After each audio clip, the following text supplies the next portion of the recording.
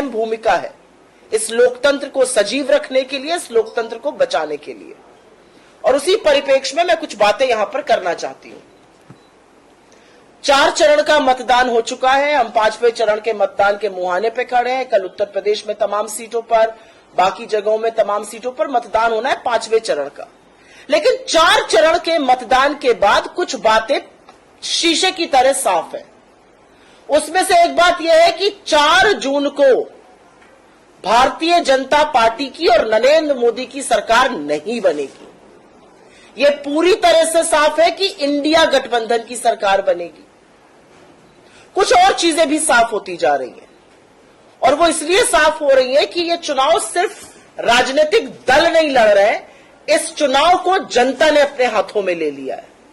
हम जहां जा रहे हैं और जिस तरह का उत्साह हमें किसानों में, बुजुर्गों में, युवाओं में, महिलाओं में दिख रहा है, वो कहीं ना कहीं दिखा रहा है कि लोगों ने मन बना लिया है। तो 4 निर्णायक चरण हो चुके हैं और 3 अन्य होने बाकी हैं। झारखंड के 2 चरण हैं और बड़े महत्वपूर्ण चरण हैं। और ये चुनाव किस परिप्रेक्ष्य में हो रहा है उस पर भी चर्चा होनी चाहिए। इस चुनाव के पहले क्या हुआ, इस चुनाव के दौरान क्या हुआ, इस चुनाव के बाद क्या होगा। इस चुनाव के पहले 2 मुख्यमंत्रियों को जेल में डाल दिया जाता है। इस चुनाव के पहले देश का प्रमुख विपक्षी दल का अकाउंट फ्रीज कर दिया जाता है।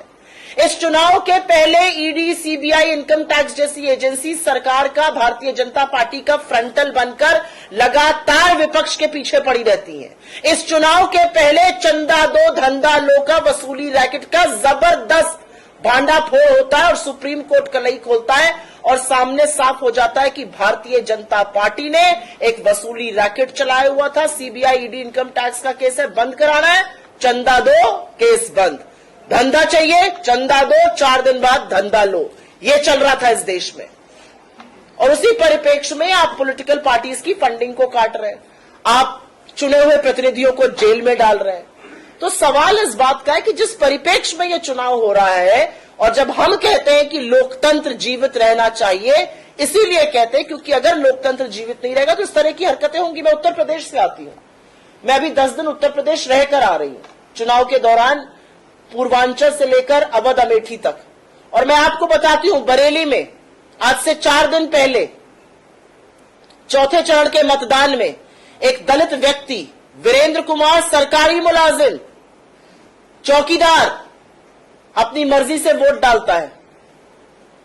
किसको डालता है मुझे नहीं पता,